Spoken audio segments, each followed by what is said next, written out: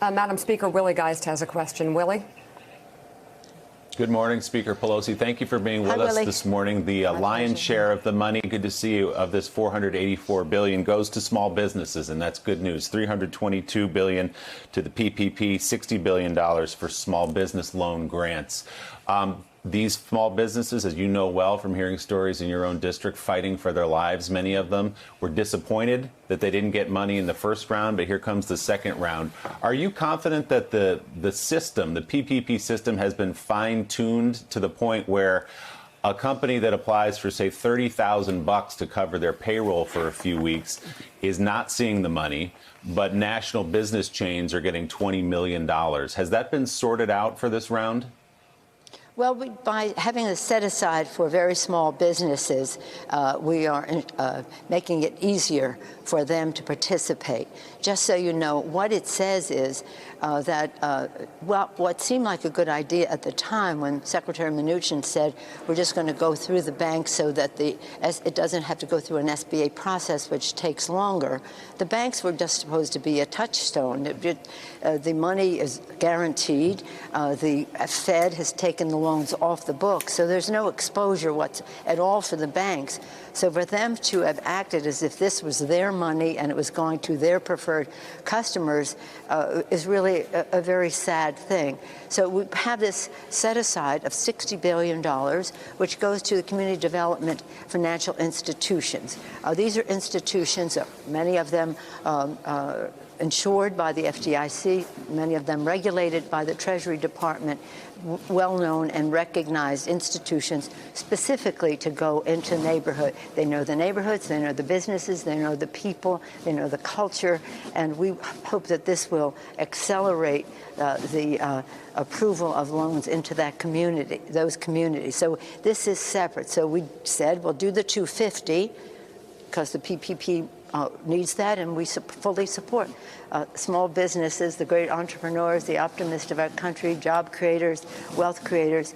But at the same time, seeing the behavior of what happened in that first couple of weeks, we got this set aside, which 2 weeks ago Mitch McConnell said, no, never, it'll never happen, and you're delaying things.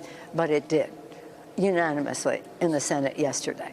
And then again, with the other increases that we did for the loans, the disaster loans, which are used by all of the small businesses, but very much so by some of these smaller businesses because it's an easier process, and also the grants. We increased the funding for the grants.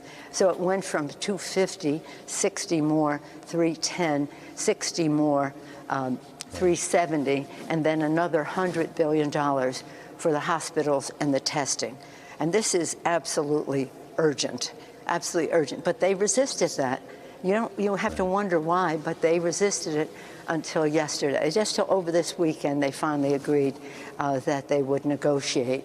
And the package they accepted is just about exactly what the Senate Democrats put on the floor 2 weeks ago, Wednesday, April 8th. And now it's being passed. And so we'll pass it tomorrow in the House.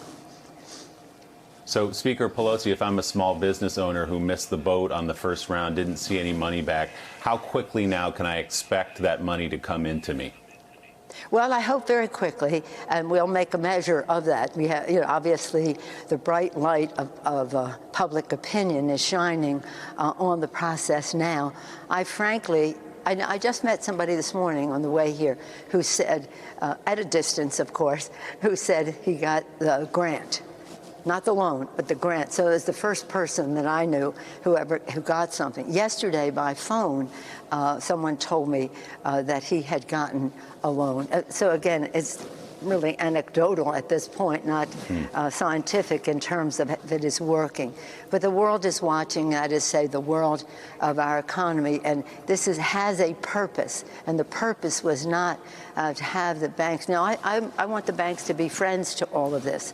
I don't want this to be a villainous situation, but they really do have to respond in a way, almost by computer. The facts come in, you get a loan or not, but it's not about who do I know best on this list, because you have no exposure. It's covered by the SBA. Yeah. It doesn't contribute to any capital requirements and the rest on your balance sheet, because the Federal Reserve has taken it off there. So in any event, let's just think in a very positive way. I know people who really enthusiastically were looking for $25,000, $30,000 loans, had all their ducks in a row and the rest, and just don't even get a response. Well, that really has to stop, and Congress will be watching, you can be sure, because this is a great deal of money.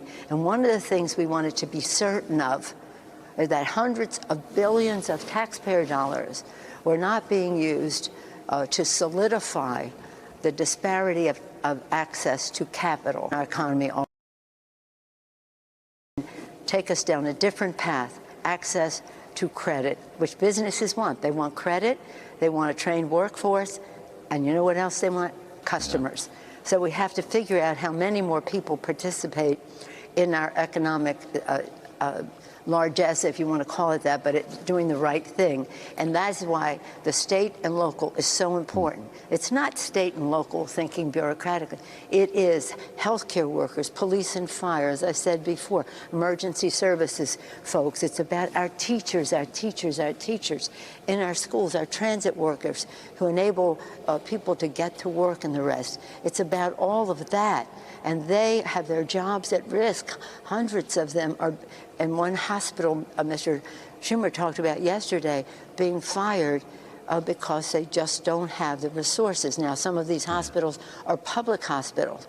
So if you want to help education, state and local. If you want to help healthcare, state and local. If you want to have PPE for our workers, state and local. It's so important, as well as the assistance that we're doing for hospitals, which has the protection equipment in it as well. Let me say this one more thing. The American people, God bless them, they have their priorities in order. They respect those who are on the front line, those on the front line in all of this. They want them to have their personal protective equipment. They respect them. They want them to have job security. And that's really very important. And they also know in large numbers that there's no use rushing out the door too soon until you have more assurance about the health and well-being of your families. Their values are just so beautiful to behold. God bless them for that. Thanks for checking out MSNBC on YouTube, and make sure you subscribe to stay up to date on the day's biggest stories. And you can click on any of the videos around us to watch more from Morning Joe and MSNBC. Thanks so much for watching.